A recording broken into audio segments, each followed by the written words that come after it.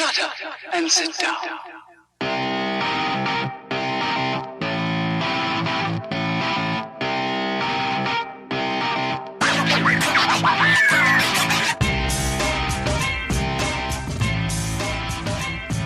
What's up, everybody? Welcome to the Ken Frederick Podcast, episode 76. On the job stories. Down on the job. All right. If you just stumbled across us on the ropes, check us out at kfpodcast.com, at kfpodcast on Facebook, at Ken Fred Podcast on the Twitter, at Cookies O'Clock by Don Biordi, at Ken Frederick Podcast on the Instagrams. And what's our YouTube one? At Ken Frederick Podcast. Yep. All right, Cookies McGurk. So we decided, since I just got a new job and I no longer work at the comic book store, that we're going to do a little story about jobs. Jobs. Pour out a little. I'm not sad about it. The reason why you weren't on a show, like we were just talking about. Yeah. You're in your new job. You had to close one day. Had to miss Logan. I still haven't done my review of Logan. Yeah, it's because no one cares. Fair enough. No, you could technically write your own review on the website. I could. Took time to do shit like that. I'd wipe my ass with it. No Brock this week, just Dawn and Justin. It's Dawn House's cookies that aren't sugar-free. Yeah, I know. Because Mindy had to go make cookies and put them in front of me. And trick the diabetic. Just put them in front of you. Look around. I like that my computer and the mic, I have to reach really far, so I'm staying away from them. Oh, here, I'll put some right next to you. I'm good. Put them next to him so he'll eat them. Here, you can have some Cookies O'Clock. Just what everyone on the podcast wants to listen to. Yeah, us eating cookies. All right, so I got a new job. I work for a drugstore in the city limits of a major metropolis. A drug dealer? No, just a drugstore in a major metropolis in western Pennsylvania. And so we figured we'd talk about it. So far, it's been decent. It's been interesting.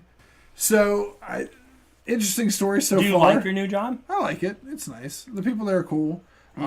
It's a lot less stressful. It's more money. And a lot more on your feet? Yeah, but it's not that bad. It took some getting used to. Oh. It's less stress, it's more money, and it's less hours. So there you go. That works out. Win-win. Yeah. So some customers that I want to tell stories of from this place. There's a lot of walk-in traffic because it's in like a neighborhood that's an older neighborhood. The mix of the diversity of the clientele for this place is either very old ghetto people. I don't know if I'm explaining that right. And there's young hipsters, and then there's just all in between. So I had a lady come in the other day. It's basically downtown Pittsburgh. Yeah. So you get a variety of. So we had this one lady come in. She goes, "Oh, hey, do you have any copy paper?" I said, "Yeah, we have like a stationery area aisle. Like, go back and I'll show you where it's at. You take a look." She's like, "Yeah, I looked. You just have regular copy paper." I'm looking for like a heavy stock for a resume. They must not do that anymore. And I go, "Oh, no, they still do that. That's a thing. You can't find it here at the drugstore." You need to go to Office Max. Yeah. You have to go walk to another place where they actually sell that stuff. She's like, oh, okay, thanks. I was like, what'd you expect to find? A whole owl dedicated paper in a drugstore? Everyone thinks that we have everything. Different weights, different colors. Yeah. Scented. Yeah. And then we got a printer in the back. We even put your name on it. It's new stationery. The other, I don't know know if I'm going to tell. I don't know if I'm going to tell the story. Okay. I'll skip that one because I don't know how to tell it. Like I feel like without I think. Let me tell it. All right. So you were telling me that you get a lot of clientele.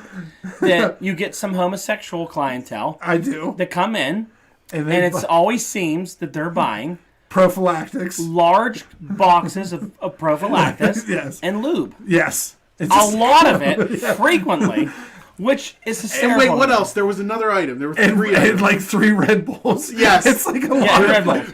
It's a lot of energy drinks, And let's just set the condoms, tone that and lube. the three of us here on this show could care less if you're gay, whatever you want to do. We don't discriminate. We love everybody. We don't care what you're doing. It's just funny to us that you're buying that much lube and that many condoms. Like it's the biggest containers of all three. Like, And all three, it's not like, one small can of Red Bull. it's like a ton of Red Bull. It's just... You know why? Because this isn't like offensive or anything, but gay guys go out late. They go out late at night. They go out like 9, 10 o'clock at night when they hit those clubs. My neighbor used to be like he's not anymore. When I lived by this, I used to live in this apartment complex. My neighbor was gay, and sometimes I'd get home from being out like on a date, and it'd be like 11 o'clock at night, and he's just getting ready, and I used to be like, "What are you doing? You're going out? Like I just got home, going to bed." He'd be like, just starting, like, heading downtown, like pre-gaming for 2 hours. Like, it was weird, like that's how it went. So I guess. you need that Red Bull, man, if you're gonna go out 11 o'clock at night and stay up all night long. It was like the first week, and it's like cigarettes, lube, condoms, Red Bull, cigarettes. A lot different from comic books, toys, And it's what I just thought was fun. Pokemon cards, Yeah. lube and condoms. Yeah. Which was always like, I just got a kick. And a lotto machine, too. Yeah. And The lotto machine. But They love that. People love the lotto machine. so that's my job now. How much money do people dump into the lotto machines daily? I don't know how much they do daily, but I have to unload it weekly, and it's between $3,000 to $5,000. Oh, I can imagine. I remember I worked at a grocery store here in Pittsburgh for a very short period of time, and there was a guy that would come in once a week, and he would buy a whole fresh roll of the scratch-off tickets. Oh, Each roll is $300. Yeah. And he would do that once a week. Yeah. Every week. I knew a guy that when we would get paid, he would take $200 out of his paycheck. As soon as he could cash his check, take $200, walk to the corner store down in Mellon Bank, and buy $200 worth of like Win for Life tickets. They're like $2 a piece. He'd buy like 100 of these things, and he'd come back to his desk. He'd have a stack of them, and I'd be like, "You put that?" He's like, "Every time." And I'm like, "Do you ever win?" He's like, "I never lose. I always either break even or end up in the plus." You know, there was another guy that I know that worked with your wife for a little while, I think. Mm-hmm. He wasn't real great at his job. He wasn't horrible at his job, but he wasn't real great at his job. But he had spreadsheets for his lottery scratch-off tickets. Some people study the shit out of that. He would keep track of... He knew at any point in time in the year, he knew whether he was up, down, or even. They'd go and look at, like, how many are... Because you can go and pay in lotto and look like, well, this one, all the winners are gone. Don't buy that ticket. Yeah. This one has a ton in there. And that's what this guy would do. And I'd be like... I don't have the balls to do this. Like, I need my check. He's like, you'll never come under. I'm like, I would. I'd buy all those and they'd all be losers. He's like, no. And he would sit there and he'd be like, $300, boom, there it is. And I'd be like, damn, $300 ticket in there. And then he'd scratch off a whole bunch of losers and he'd be like, $500, boy, I'm having a good week this time. I'm like, man, he just won $800. He just netted $600. Now, like, in the previous 2 or 3 weeks where he didn't make maybe any money, he did. You know what I mean? But I mean... in the amount of scratch dust that was around his chair. Speaking of a guy that has to clean up that much scratch dust now, it's disgusting. It's everywhere. There's just piles of it. Ugh, it's disgusting. So there you go. We covered lottery and all that other stuff. So we're going to talk about just jobs. So Don, what was the worst job you ever had? The worst job I ever had was... This was after I fell out of WVU. I'm not ashamed to say that on here. And had to come home, live back with my parents, and work multiple jobs. I got... The one job I was working I really liked, it ended in the fall. So my dad got me in at Sears. Now, Newcastle, Pennsylvania, where I was born and raised, we had nothing in the mall. There was like a mall in downtown Newcastle, except this Sears. And then the rest of it was like empty offices and stuff attached to this mall. This old Sears was the only place there. I got a job there loading. Now, no one went to anything else there except for like their appliances. That was really all they were known for. Yeah. So I had a job. I had to be there at 4 o'clock in the morning. And like you talk about how you hate unloading trucks. Yeah. You go there on Saturdays. I had to unload trucks every day. Ugh. And it was... And you're with these people that were like... lifers there and miserable. Yeah. So everything I did, they just hated me. And you'd go there in the morning and be like, I'd be like dead. Because, I mean, I was young. I was like 20. Yeah. I'd go out and party till like 2, 3 in the morning. Yeah. And then I'm down at Sears, like still kind of like Drunk. alcohol on, Yeah. and I would have to just unload these, and it'd be washers, dryers, all these huge pieces of like like appliances, and it was miserable. And I had to work it. One day I had to work it on New Year's Day after being out on New Year's Eve. And I was the only person in the warehouse, and I did like a truck by myself. And then I went into the lawn and garden area and passed out on a like a chaise lounge. And I was just asleep. And the guy was supposed to get there by like 10. For 3 hours I was just out sleeping. And then like that's how I ended up losing that job, because they came on the floor and I'm crashed. There were like 2 people trying to physically wake me up. They're like, "What the hell are you doing?" I was like, I was drinking till 4 a.m. And then I unloaded a whole truck by myself. I'm tired. But yeah, that job didn't work out too well. How about you? I think the worst job I ever had was I worked at a video store. I hate working in a video store. I loved it. It was a combination of the people that I worked with and the customers. When I got the job when I was 18, and in high school I was a straight edge, and I was really responsible. I just picture you with tattoos and like drug free across your knuckles, and you're like CM Punk. No, but I was real responsible and everything, and so when they hired me, the person apparently didn't like read my application at all. Where you wrote "I'm straight edge" on the application? No, they hired me as what they called like a key clerk, which was basically like an assistant manager at 18. And they trained me to do all this stuff, and then one day this manager just goes, "Wait a minute, you're only 18? You can't be a key clerk," and demoted me right there. Like, and then... Were you doing a good job, though? Yes! And then just treated me like crap from then on. Like, I'm the one that lied to them during the application process. Like, I wrote it on my resume. And, so then I just got mouthy. And, like, anytime they would bring stuff up and, like, "Oh, well, people aren't trained," I was like, I was trained to do it. It was just a complete dick. I think I only worked there for about 6 months, and I had it. I was gone. How many managers are at a video store? Well, it was like I said, we weren't really assistant managers. It was basically you could open and close the store. Key carrier, so this is the person that runs it. Yeah, but apparently you had to be like, you were one of those, 21 or something like that, and I was only which 18. makes no sense. It was ridiculous, but yeah, I mean that is probably I really haven't had a lot of like really bad jobs. I've had some. I've been fortunate, and I've been able to kind of pick and choose my way through what I was working, and I've been fortunate. That's good. How about you? Worst job? Worst job was probably the job you just left. No, I think the worst job that I ever had was probably either working for a security system company. I was gonna say that one. Oh, I love those days. I love those phone calls at night. So angry. If this phone rings one more time. I just hated the job would have been fine if it wasn't for all the customers calling in. You missed editing me out. But I think probably the worst job I ever had was working overnights in a 7-Eleven in next to a bar in Zillionople. And why is next to the bar relevant? Because at 3 o'clock when the bar would get off and 7-Eleven's still open, I'd have drunks. Everybody would want burritos. Oh, just messing the entire store Slim up. Jims. I remember a friend of mine's boyfriend rolled in and he was just drunk. He's like, "I know you." I'm like, "Yeah, I know you too." He's like, "I'm so wasted," and just knocked everything off the counter. And I physically threw him out of the store. Oh my God. And I stopped working there because I was working at that time 3 jobs. You're like a Jamaican. I got 3 job man.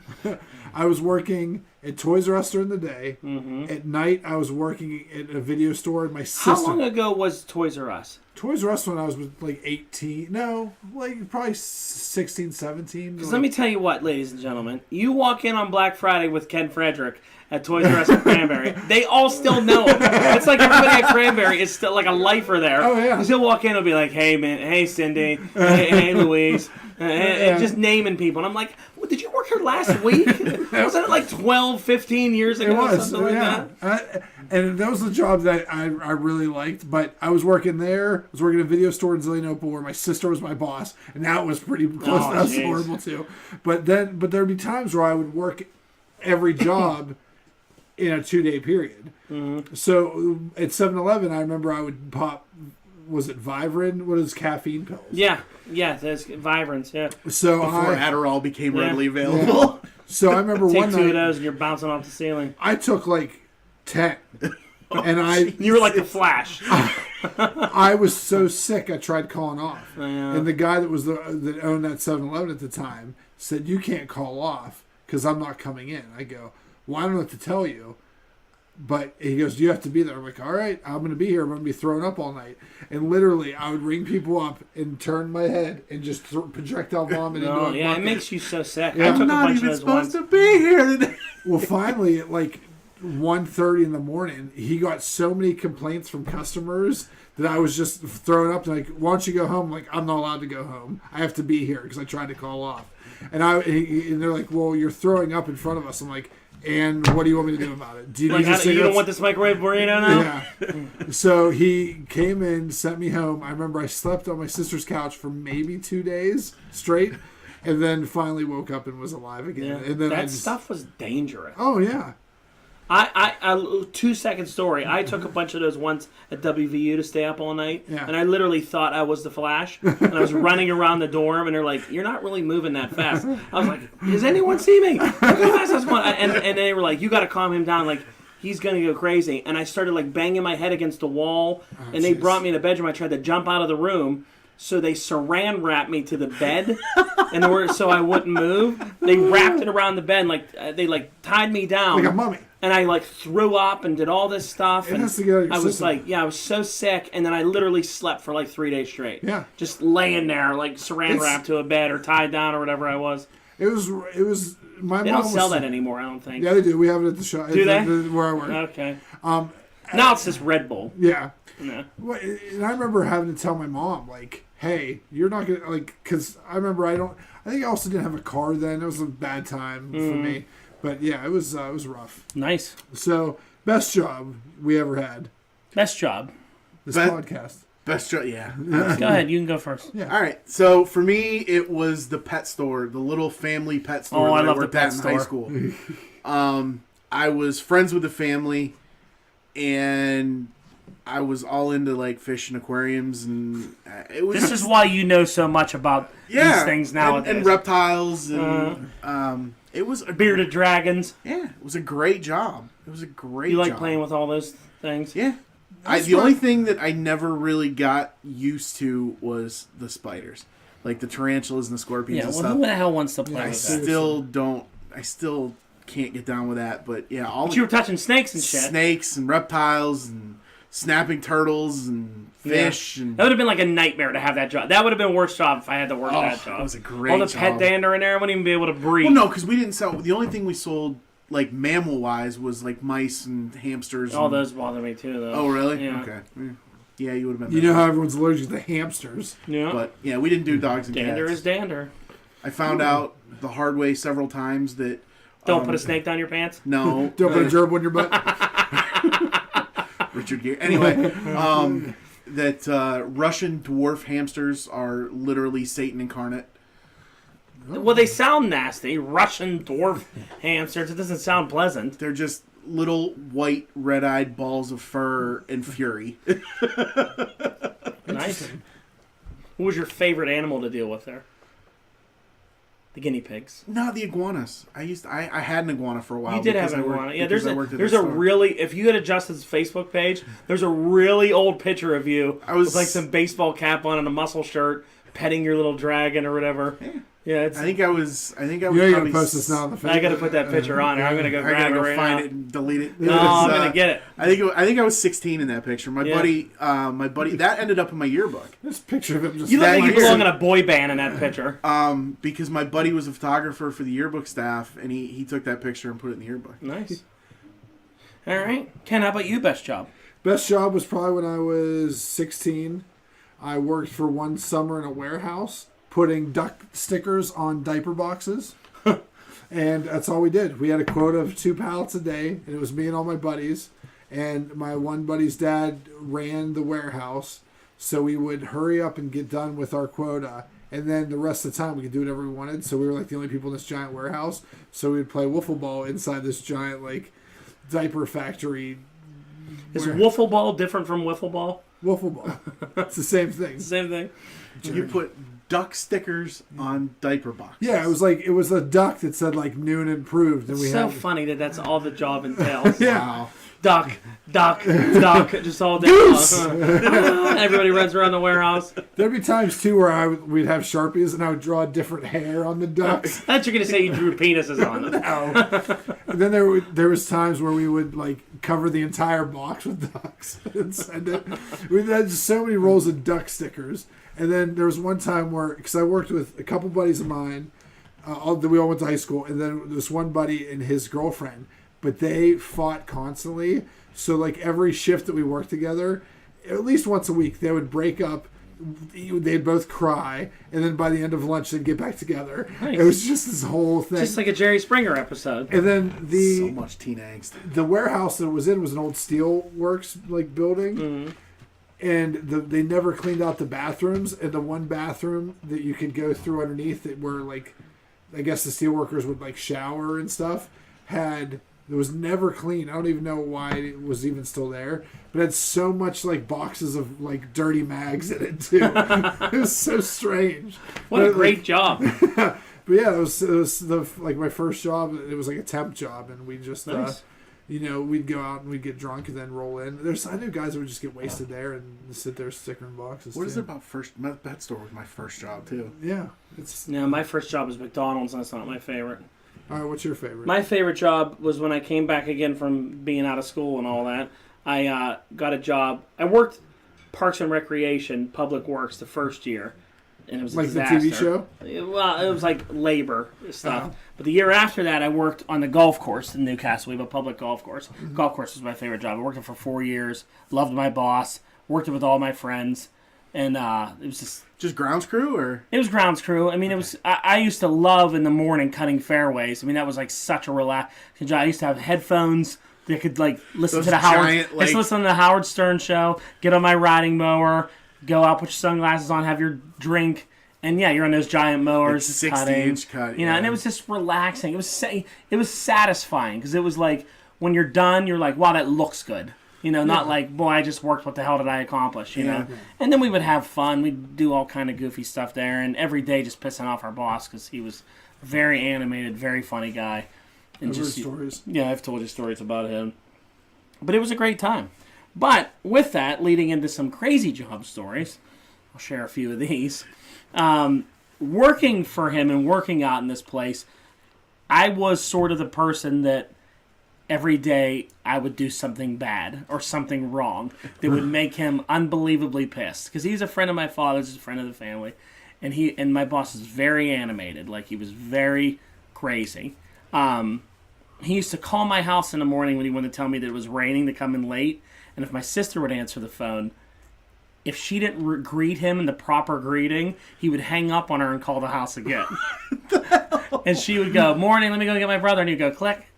And she would go, what? And he'd keep calling back. And he would say, you have to say, good morning, Mr. I'll say his name. Good morning, Mr. Natel. This is my idiot brother's sister. Let me go wake that asshole up and see if he's ready to come into work. And he would have to go through this whole thing. And she'd be like, I'm not saying that. And he would keep hanging up on her until she would do this. And she would come in my room so fired up and go, I can't stand him. I'd be like, he's hysterical. Like, you'd have to do all these things. He'd make you do all these things. You have to walk, you'd have to sing while you were like cleaning up garbage. You always had to do all this stuff.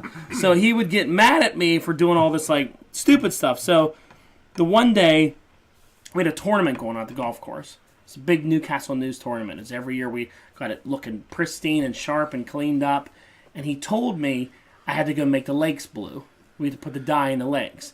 So he said, go put 4 cups of blue in the 2 big lakes that sit right out on like the 18th hole and the 9th hole. They're like the landmarks of the grounds crew out there.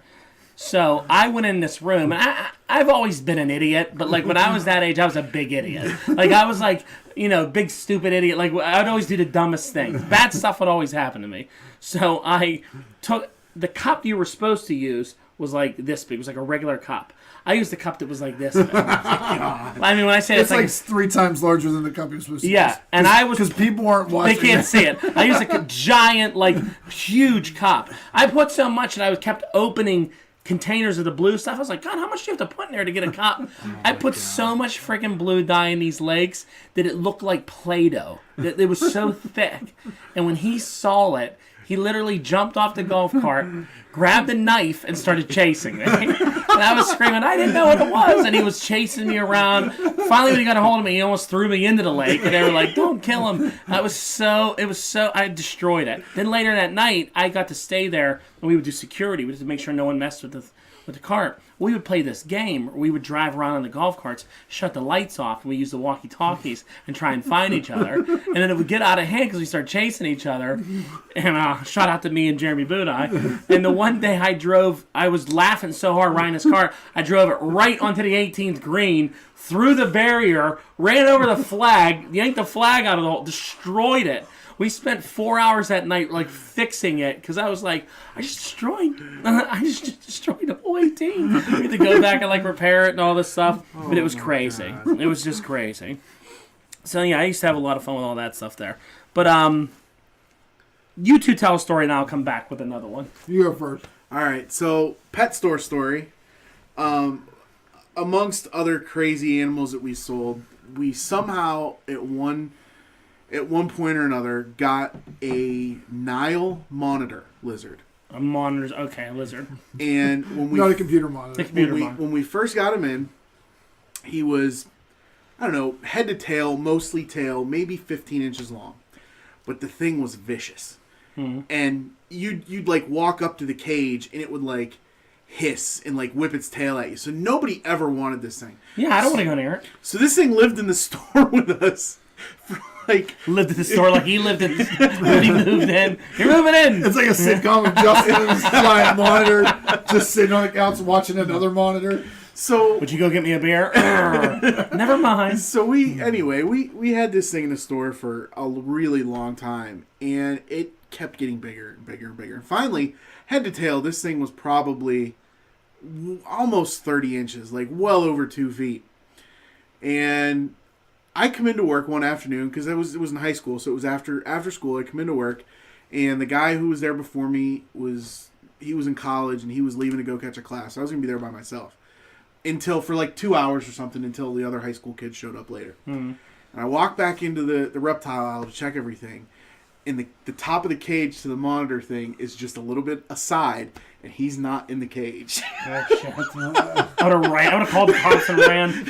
And so we've got a 2-foot angry lizard loose in the store. How'd it get out? I feel like it's an episode of Alien. It's like Alien. Watching and they're all running around, and it jumps on his face. So I had no idea how it got out. Whatever. So I'm panicking. What the hell is? I can't let people in this store with this thing. So I go front. I close the door to the store, flip the close sign over, and I'm 2 hours going around the store trying to find this thing. Can't find it. So this other kid that worked with me, Dean, comes into work. Dean comes into work. He's like, "Why the hell's the store closed?" And I'm like, "The monitor's loose." He's like, "Ah!" So we leave the store closed. We're looking and finally, right before it's actually supposed to be closing time, I'd kind of given up looking and was hanging stuff on the floor, and we had pegboards, the walls where the merchandise was, and I'm standing there, and all of a sudden I see something move, and I'm like, damn monitor was hanging on the wall in amongst the merchandise, 6 inches from my head. Jesus. I screamed and jumped away, and we had these giant thick leather gloves. This does sound like the plot to a movie, doesn't it? And then it grew into an alien and turned out to be Godzilla. Luckily we had these gloves and they were close, and I just grabbed the gloves and grabbed him and jeez. wrestled him over to his cage. And Anti-monitor gloves. These Anti-monitor. These things were like, you know, the gloves that you see on the zookeepers wear to have like birds of prey. Yeah. And that's what these things were. Thick leather gloves. And touch like venomous snakes and stuff. Yeah. But yeah, so that was one of the funny stories from the pet store. Poor Dean. How about you? Oh, poor Dean. Dean used to smoke weed in the store. I mean, I feel like that the comic shop, I've had a lot of crazy stories. I mean, me and Brock did a whole we talked about those. Like Toys R Us, there was like I saw one of the first Black Fridays I ever worked. I saw an old lady get chucked into an end cap because she was. So back at Toys R Us, and you were like, "Oh!" I did. Instead of helping her up. So back in the day, Toys R Us had a customer service center in the center of the store. Okay. And people would come there for information. So I was there working it one year. Actually, I think it was like my second year there because once you get some seniority, you were allowed to call working there and you didn't move. You literally just point in directions and like it was like a traffic stop person. Matchbox that way. Yeah. Barbie's that way. So this lady's like, "Do you have any more of those little Tykes Playhouses?" And I'm like, "I think there's another end cap that they're putting up over there." And I pointed, and the whole crowd turned and ran that direction. And this poor old lady just got smashed into the end cap. I was like, "Oh!" I'm like, "Are you okay?" I wouldn't leave the booth though. Are you all right, ma'am? Are you breathing? Her hips out of place. Toys R Us had some weird stuff. We had the Phantom Pooper that would poop and then write poop in his own poop on the wall. Oh, you had one of those. Yeah. Oh my god! Like it's probably the guy that works at now. I said just said where I work. Where the pooping I can edit that stories out. have gone on. Yeah, so I had a pooping guy there for a little bit. Didn't you tell that story once before where you literally just went in there with a hose and just hosed the entire We'd hose it. It was the only way to clean it because it was right across from like the mop rooms. We just put the hose and just spray the whole thing down and leave for the night and let it dry on its own. It was disgusting. Who wants to touch that? I don't want to touch that. Yeah. We used to have races at Toys R Us in the back room where how fast could we unload a truck and put it away not using any ladders. So we would shimmy up the sides of it and like a giant Power Wheel on our one hand and like shimmying up the sides of the racking and chucking it up there. No, it was nuts. If they had cameras in that back room, they would have saw us break some of these things. Seems back in the day you could get away with stuff like that. There's too much PC stuff now. Yeah. Someone gets sued. Roberto used to work at a Toys R Us. They called it. He was Backroom Bob. There you go, backroom mom. There you go. I miss Toys R Us. Have been a great job because it was like me and all my high school. I always buddies. wanted to work at Toys R Us. It was fun. We would. I still want to work at Toys R Us. Just for the discount. Well, that's how I got collecting action figures because I'd be like, all these Spawn figures would come in, or toys. I'd be like, oh, I want all these. Well, I used to work for RPS. Remember RPS before UPS? We had RPS in the Pittsburgh area. It was Rotary Packaging System. UPS absorbed them. Do you remember them at all? No. Well, they were around back in the 90s. I used to work with them, and when they would send packages to Toys R Us, a lot of the guys on the belt, when stuff would come down and you were loading your truck, would shove it off the belt on purpose so it would open up to see what's in it. Yep. And that's where I got all these Star Wars Phantom Menace figures from, because they'd be like, Darth Maul! I was just taking them from the belt, M&Ms and all other kind of shit. Toys R Us had a lot of loss from people. Yeah. Working at those jobs, you see how much waste there is in products. Well, if people would return Legos, if it was missing a piece, you'd have to damage out the entire Lego set. Yeah. So I would take all the Lego guys from it, and we had a whole like scene on our like computer desk in the back of Lego guys, and yeah, it was That's fun. great. Yeah. We'd hide. It was just hiding and like it was good, clean fun. So speaking of old ladies, can I tell an old lady story of mine? Sure. How risque does this get? So, before I worked at a golf course, I told you I worked for Parks and Rec. Yeah. So, this was me coming right out of school, and they were like, and I wasn't really used to doing like a lot of manual labor type jobs, and I would do stuff around the neighborhood, cut grass. I knew how to cut grass, do things like that. So, and I was always hurt as a kid. So when I started this job, my dad and mom were like, "Do not get hurt." My mom worked in the ER. They were like, "Please just be careful." And they're like telling my boss Bob, they're like, "Just watch him." So I get to this job, 9 o'clock in the morning. We're in a park. They hand me this weed whacker. You maybe have heard this story before. It had blades on it because it was used for doing like a brush. And it was like a big blade head. So they give it to me and they're like, "See that field over there? Whack down all that stuff." So I put the whole gear on, go over there, I turn it on. I'm literally 30 seconds into it. I start running it. And I hear, "Brrr!" And the head goes flying off. And I was like, the head just flew off. And I was like, what the hell happened to the head? So I'm looking around for it, and I'm like, man, where did that go? And I'm like, ow, my legs hurt. I looked down, the head had shot off between my legs, sliced both my ankles, like 3 or 4 inches deep on both of my ankles, like huge cuts. God. And blood is pouring into my feet, into my shoes. I have red shoes, red socks.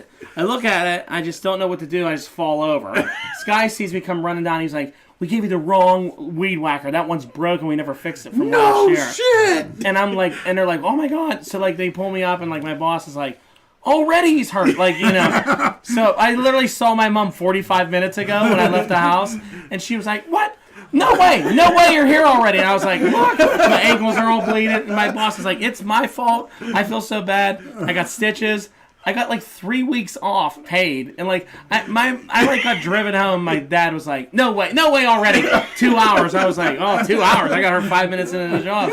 And he was like, oh, and then they felt really bad. They were like, oh, that really sucks, you know. So when I finally returned to work, I worked for a few weeks, was cutting grass, push mow and all that. I got to use the walk behind, the walk behind mower. And they were like, all right, we'll trust them with this. So I'm doing this hillside, and I'm going up, and that's those big, you know what a big walk behind looks like.